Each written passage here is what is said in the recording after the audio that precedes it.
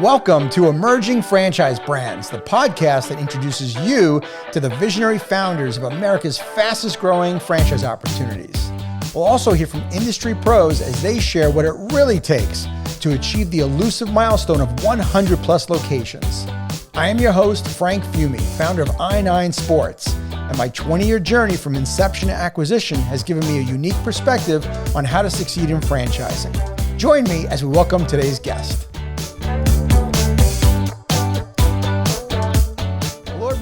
Welcome to the Emerging Franchise Brands podcast. On today's show, I have the founder and president of Matty G Steakburgers and Lobster Rolls, Matt Gorman.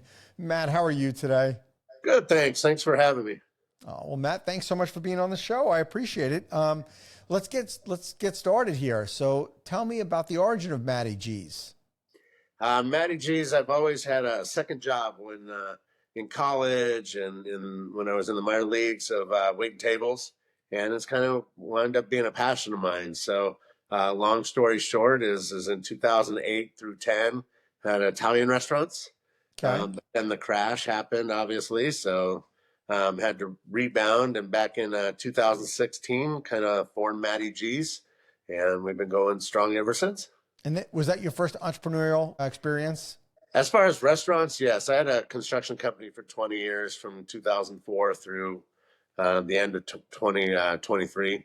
But I had spent some time with Miller Brewing Company as both a chain account manager and an analyst. So my background has always been somewhat around that restaurant field. Mm-hmm. And so like my parents never understood why I went into restaurants.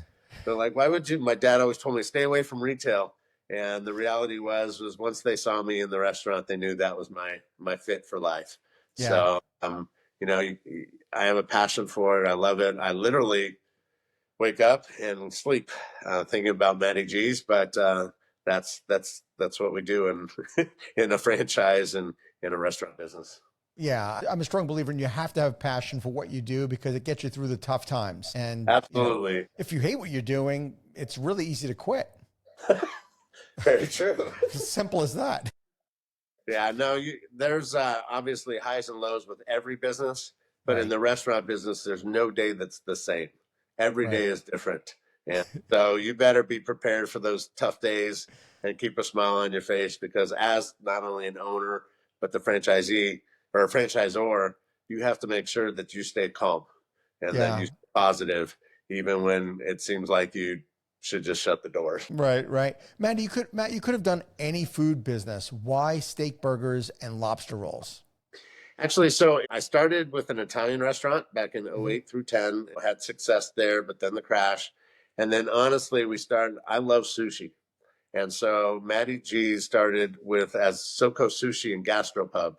Okay. And we wound up doing that and realized with fish costs and labor costs and my knife skills weren't up to par. It really wasn't a fit. And then we just kind of said, my wife and I had a tough night. We went for a walk, and 20 minutes later, we're like, let's do burgers. That's what I always loved. That's who I am. And let's do sports because that's my life. Right. And so, as a kid, I knew everybody's batting average, and, I was that sports nerd. Likewise. Yeah, exactly. And so the passion that I have for restaurants also is in sports. So what we did was combine it. And my dad actually, when growing up, had a sports baseball card shop and memorabilia.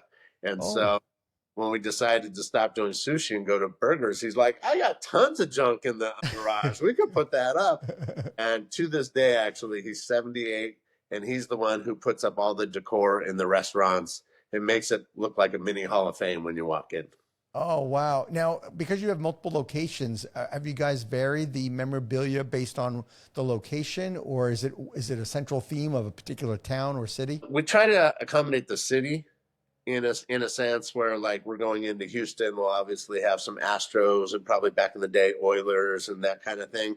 Right. And Rockets, of course, don't forget.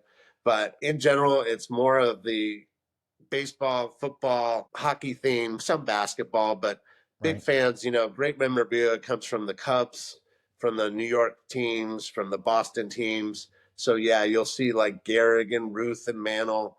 You'll see Sandy Koufax, but then you'll also see like Ditka, the Bears. Right.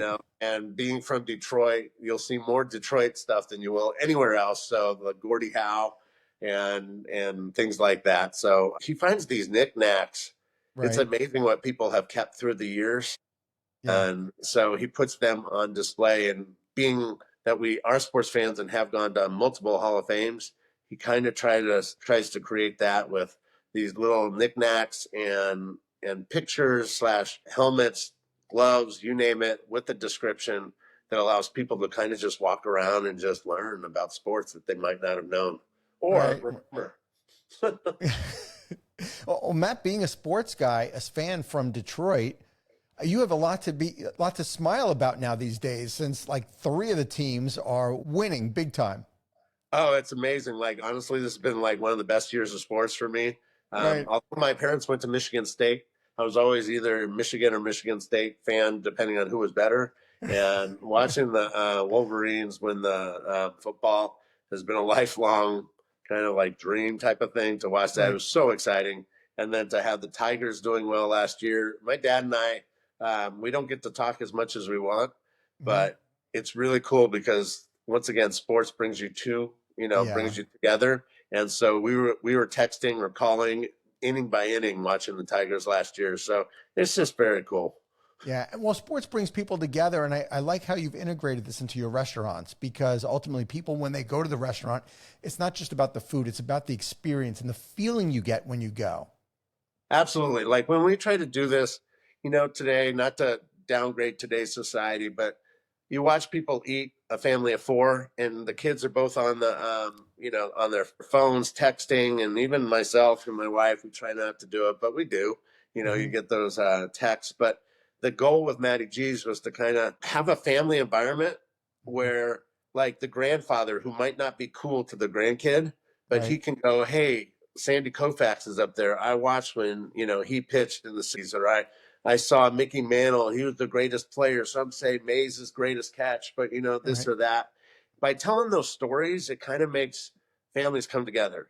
Because I Sure. grew up, my grandfather would tell me about like Hank Greenberg Hmm. and being from Detroit and Hmm. some of those things. And then my dad taught me and gave me the love for sports. And, when you come into a really cool, unique restaurant, because we're not like your average Joe, you're coming into a mini Hall of Fame, you get great food, but then you can kind of sit and enjoy and take in what you're experiencing. Too often, you don't get to. One of my dad's favorite sayings is take time to smell the roses. When Yeah. you come into Matty G's, take time to look at the decor. There's a lot of preparation, a lot of time that's been into it. But you see gloves from the 50s. They're a lot different than the gloves of today, Sure. that people might use. Or you read about the Bears and how, you know, Ditka wound up tackling somebody and the guy and Ditka goes afterwards, hey, you okay? And the guy goes, yeah. He says, then why are you in our huddle? Get over there. Oh So my little gosh. stories like that, shows a different perspective on life than today's sports world. Yeah. And what we're trying to do is just have that family environment. We obviously do a lot. We're not a sit down white tablecloth restaurant. Mhm. We either are full service or fast casual, depending on the location. But normally the tables are under a tablecloth of, let's say, the Red Sox or Lions or whatever. So I had people years ago who went, I won't sit there when you're trying to sit them. I don't. Okay, you don't like Aaron Rodgers. All right, let's go. Nobody hates Lions, so let's go sit over there. But it's just one of those where we are trying to create a sports feel, a sports vibe, and then obviously I believe our food is top notch. So, Yeah. it's a great experience, I think. Tell me about the food. So, did you come up with with the recipes and stuff, or was your wife involved? I'd love to hear more about how you decided on the menu. Obviously, you love burgers and you probably like lobster rolls, but more than what you liked, how did you decide? I always had a love for like a smash burger, like the Freddy's of the world or a Steak and Shake. And Mhm. so when we decided to go to the burger concept, I actually went to those restaurants and tried to look into the kitchens and try to see how they were doing it, did my YouTube videos and everything else. And we kind of, through a transition, there was one day, man, family, friends, we ate so much meat to try to figure out that first meat and the process of cooking it. I don't think we ate burgers for a week after. We ate so much. but it was a consistently evolving process. We're there now, but that's why we're able to franchise because it's dialed in. But we started the first like smash device we had. I had a construction company at the time, and we had a cast iron skillet kind of thing, Mm-hmm. and we wound up making it out of a hammer as the handle, and my mechanic put it together, and that's how we smashed the burgers when we first did it. And it just it was a group effort. The menu has evolved. We always take in everybody's influence, but I have done most of the menus. I'm not a skinny kid, as you could probably tell from this picture. I love to eat, so it was a lot of those. What burgers were my favorite as kids? What did Right. we try? And let's be real, I cook a lot. Sometimes you just sit there and you're bored. Hey, let's play with some ingredients. And we find some unbelievable burgers. My favorite, for instance, is the red card burger. And that was just playing around. And it's spicy ketchup, jalapenos, tomatoes, lettuce, one patty. Then we do a whipped cream cheese in the middle, another patty, and a grilled Ortega chili on top. It's got so much flavor. And it was just one of those where, hey, what about this? I love this, and that's how it comes about. So that's how you're different, because ultimately, I think what we want people to know about that might be interested in opening a Matty G is that you're really selling an experience. 100%. That's the goal. We don't want to have four walls that have no life within it. Mm-hmm. Our goal is I remember watching on the cameras years ago at one of the restaurants, and you couldn't hear, but you could see families all just interacting and smiling and laughing. Mm-hmm. And obviously, our servers are working their butts off, and you could see the kitchen. But I was really proud of that day. Like, it was like, you know what? We took something that had four walls that had no life to it, and we Mm-hmm. brought in not only an experience, like you just said, but families remembering times. Because Sure. as I get older, I don't know about you, it's about the memories, and it's about the Yes. times where you can talk, oh, I was with this friend, or my family was this, or hey, remember when my son did this? He only ate corn dogs, and then we, taught him how to eat a burger, kind of things. Those are all the things that we try to portray and try to create for not only the diners, but yeah, franchisees as well. Yeah, Matt, a little bit more about your backstory when you first opened Matty G's. What was life like when you first opened the business? Was there a struggle? Did you have a line out the door? And what was it like? We actually had switched it in a 5 day span from a sushi and Right. gastropub to Matty G's, and it wasn't immediate success. It was, some of the people, hey, I want sushi, we don't want burgers, blah blah blah. But it was one of those where I learned so much. Meaning, I've learned when I had my Italian restaurants, I knew the front of house like back and forth, but I didn't Hmm. know the back. And with Matty G's, I had to learn everything. I had to know everything about it. There's not one thing I can't do in the restaurant. I'm not the best prep guy, but there's not anything I couldn't do. But we had to build the business, and we did have to treat every customer. To this day, we want to do the same thing. Every customer um, that they were wanted, that they were appreciated, because I did have restaurants that went out of business with the crash of '08, Hmm. and nobody came in. So every Mm. person that comes in, I truly want to say thank you. We really do appreciate you spending your money. And in today's world where it's a little tough, we really appreciate you spending your money at our restaurant because you could go many other places. Sure. Was there a turning point for you specifically that you felt like the business really started to take off, or was it just a matter of showing guests more appreciation and connecting with the customers? What do you think it was? When we first started, we had happy customers, but couldn't go to the next level as far Hmm. as building the brand. We were making, a small profit or breaking even. But we opened a second store, and that's when I realized we could replicate this. And it was more of a family environment rather than a downtown area where we Hmm. were. And that's when I realized we got this. Like, we went to, it was in Murrieta, California, is where our second spot was, and it was an hour drive at best, 3 hour Wow. drive if you had traffic. But it was great in that, the first day we opened, we always try to do a soft opening. We don't want too many people so that we can work out the kinks. But the third day, we had like 45 people in the first 15 minutes we opened.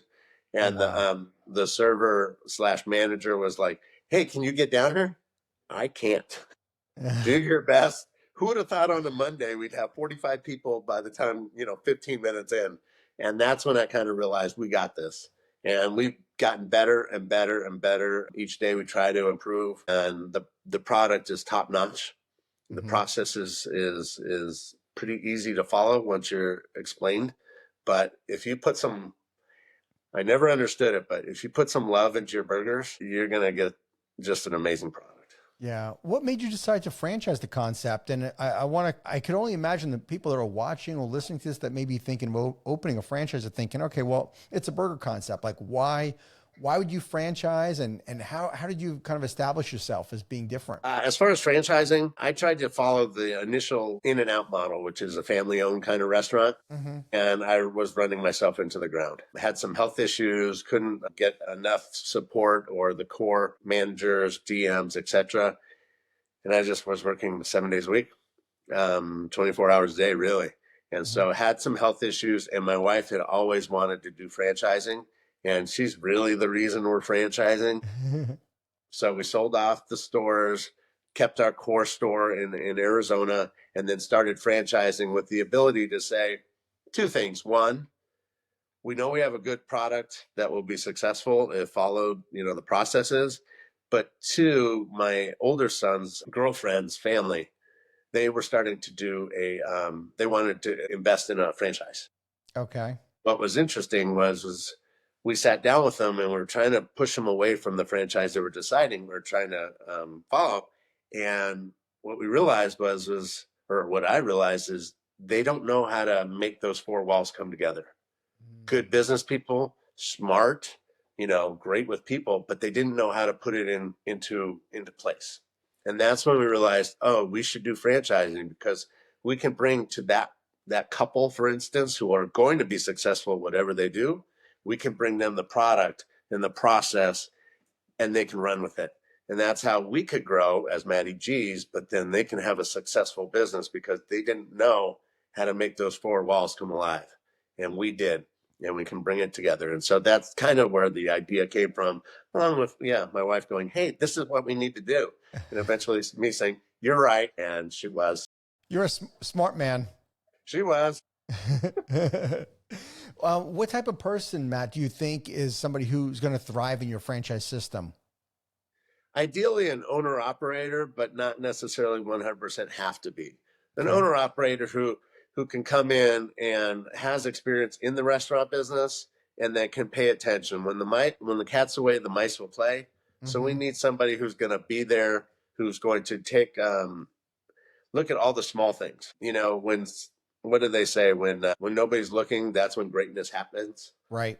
And so, being there after hours, seeing how the closes are, being there watching the servers, the cooks, and how they go about their business and relating to people and making a good experience for the customer, that's the type of person. Additionally, we do have the investor type that are looking for a way to make some money on their equity. And so for them, they just have to have a little higher labor cost because they'll have to have a manager instead of themselves working and paying those people. But there's still enough profit margin where they can still have a successful business. And they still need to, be around, show their face, Sure. keep an eye on things. But ultimately, mostly somebody who cares and is intelligent and is going to watch the restaurant. What's your opinion on having a single unit franchise owner versus a multi-unit operator? To each his own. It's hard to do more than one restaurant, but at the same time, if you're really good at one, you should increase. The potential to have 5 to 10 restaurants is something that, let's say, our Houston franchisee is looking at. And his goal is he wants to be the big burger guy in Houston. He's been out to Matty G's. He knows how great it is, and he's feeling the love and wanting to bring it to Houston, and then him being that guy. Right. And I think he will, because he's got the skill set and he's intelligent and he's business savvy. He's going to do very, very well. And it takes a different type of person with that mindset of I'm going to open multiple locations than somebody who just wants to run a great burger place. For that person who wants one, it's a great life. It takes probably 6 months to get an established staff, maybe up to a year. But once the staff is running the restaurant, you're not there all the time. You're putting it in the hands of your staff, but still watching them from above, I guess is the way I would say it. Right. But you can have a great life and it's a great investment. You still take pride in having your friends come over or people telling you that's the best burger ever. It makes my days. Of course. And you're trying to bring all these people together in the community, and that it's probably really important for people to hear that a Matty G's wants to be sort of a staple in the community, that people feel they can come Absolutely. together. Back in the day, you may remember Applebee's when they were at their height. They always had memorabilia about local spots and everything else. And we try to get involved with the community with like our Mesa locations right next to a high school. So we're involved with them with, supporting the baseball teams or football teams with like coupons and their coupon books. But it's really cool when you're going, I don't live in Mesa, and yet I'll go to let's say a 99-cent store or a restaurant, and people are like, hey, Matt, what's going on? And it might take me a second to realize who they are, but it's really cool. Like, I just cook burgers. I mean, we just have a thing, and yet people are like, oh my God, it's so cool to meet you. And I'm just the dude who cooks burgers for you, but there's an appreciation they have. And it's very, very cool. It makes my day. Because people are drawn to the brand, so they have this connection to you that you don't even realize. Well, that's the other thing, is I actually exist. So many of these restaurants are like, does that person exist? Does that person? Right.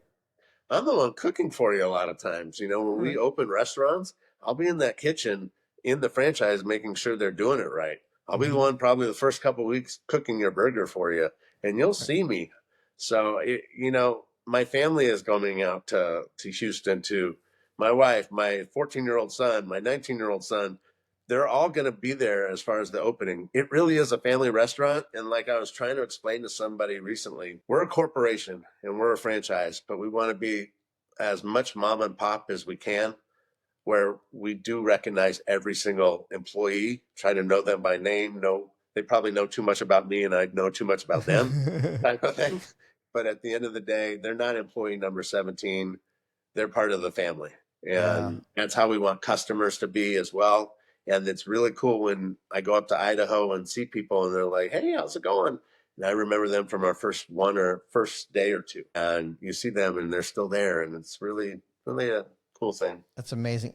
Matt, in a world where we have 4,000 franchise opportunities to choose from, you are, and your company is really a breath of fresh air.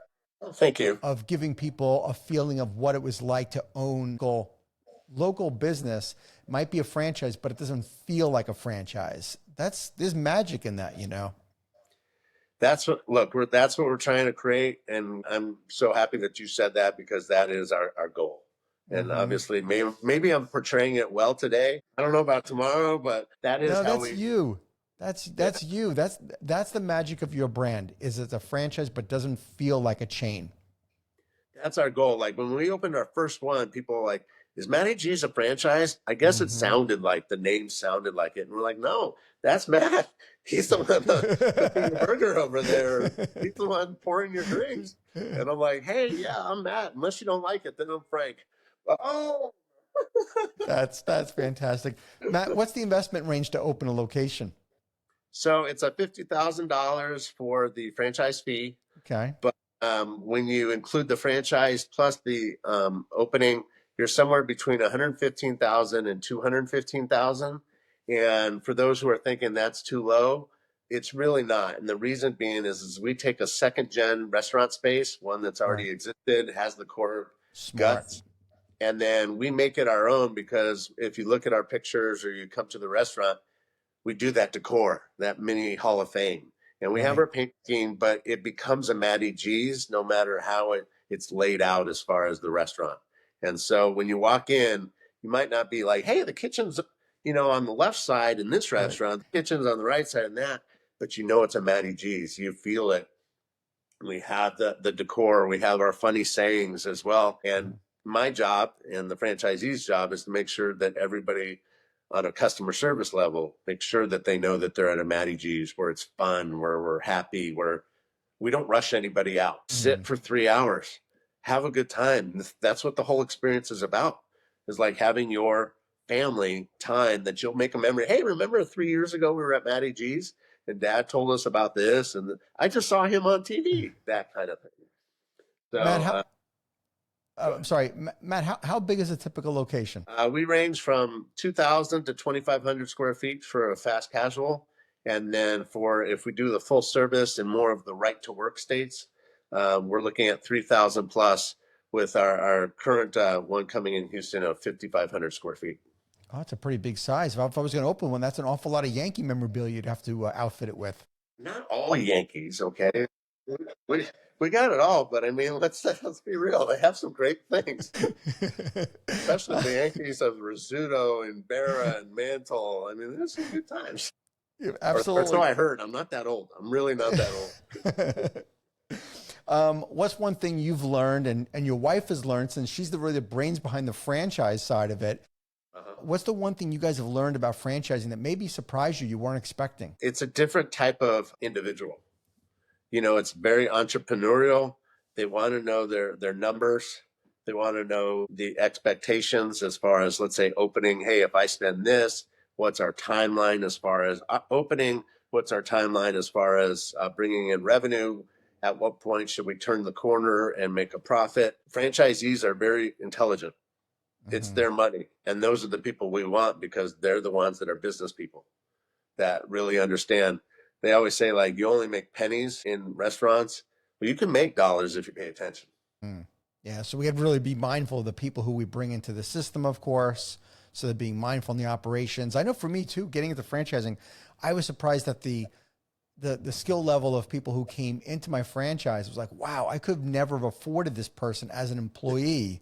Yeah, And exactly. yeah, and they have skin in the game, and they're providing their experience in their own old career that you can apply. I mean, in any career we're in, in our prior life, there's something that we're bringing to the table, and it just elevates the brand. Yeah, you can learn from everybody every day. Hmm. My dad always said, treat the janitor the same way you treat the president, right? Absolutely. You learn from the same people, like, cutting an onion may be, oh, I know how to do this. Well, somebody can maybe make it more efficient and maybe Yeah. make it better. And that's a small instance, but Hmm. that's a great example of you can learn every day. And Hmm. one thing that we don't want as far as a franchisee, you said bringing all the great skills. We Sure. don't want that guy who watches Bar Rescue and thinks that they can sit at the end of the bar and just drink and yell at everybody. So that's Right. not who we're trying to. That is definitely not your person for sure.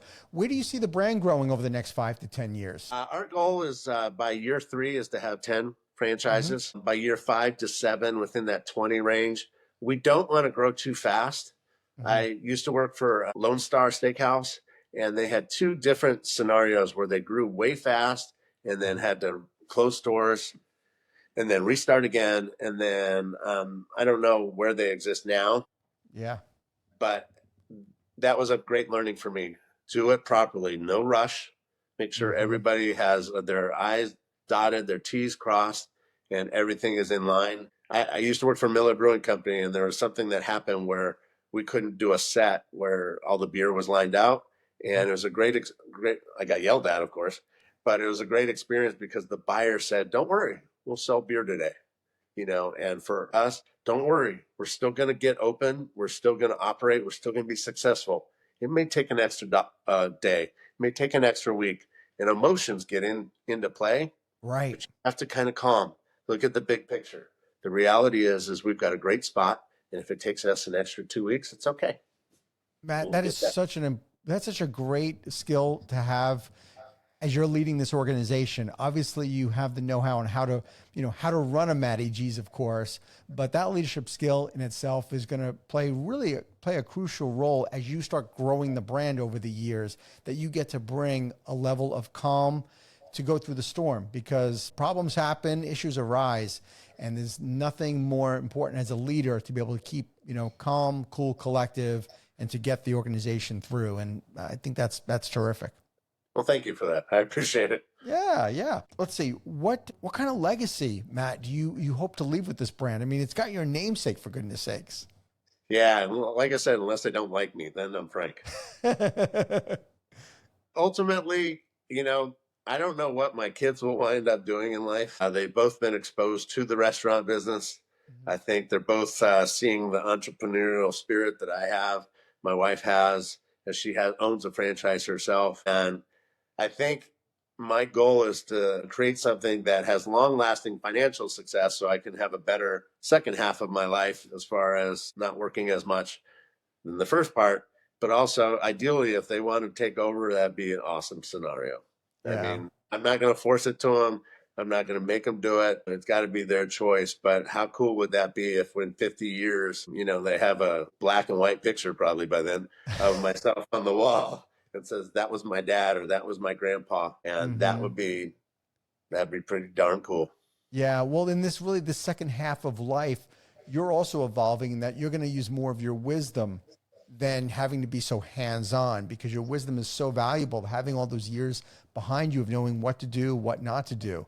And so Correct. that's going to be an exciting part of your journey moving forward is to be able to apply that and not have to work so hard and grind. Well, the reality is one thing I would say to potential franchisees, I've made all the mistakes for Smart. 95%. I've Mhm. paid for all of them. I've worked my butt off. I've had those sleepless nights. They can then, I've already made the mistakes. They don't have to make those mistakes. We can advise them not to make those mistakes. And so their hopefully trajectory is straight up, where Right. mine was up and down throughout the years. Yeah. Nothing better than a leader, a franchise founder such as yourself that has been through that and made those mistakes because first of all, you get instant respect and credibility because they know you're just not a guy who started a brand and never really worked it. You did it. You did everything.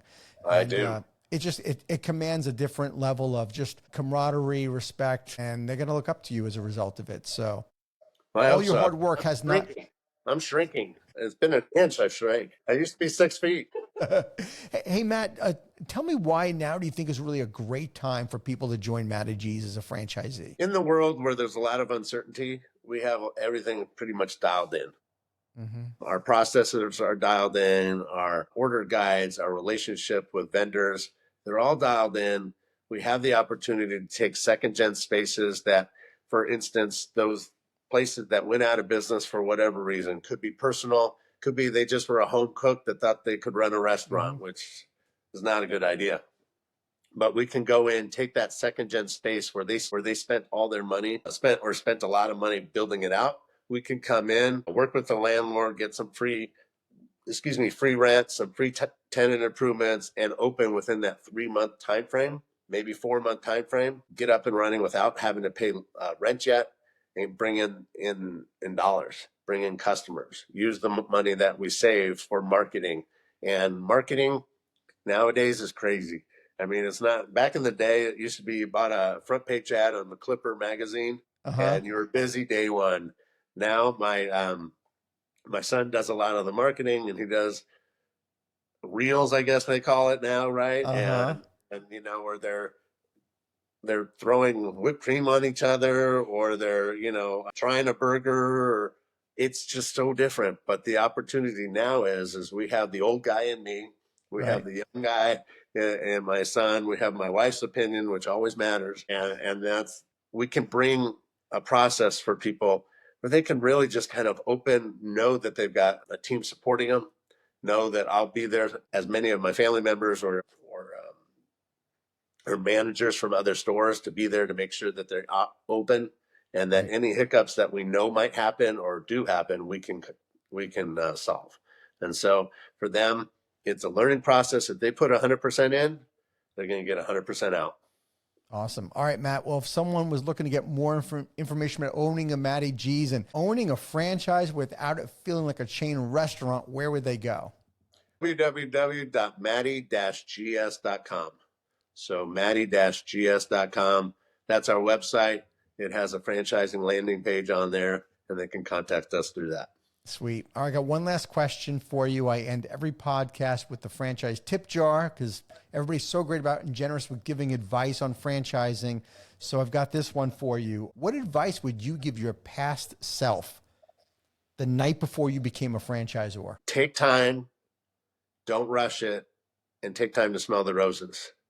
There's always going to be negatives that happen, but some of the wins, some of the positives. And when you're like, for Matty G's, for instance, when you're seeing that line out the door, it's freaking awesome. When you're seeing people enjoying the food, and my goal every time I have a shift is to have one person tell me it's the best burger they've ever had, and I hit it most of those shifts, that makes your day. The financial aspect will come. You're going to be successful if you keep people happy, but to enjoy the small wins, because there's some tough days as well. But if you enjoy the small wins, you can remember that, and it'll get you through the day.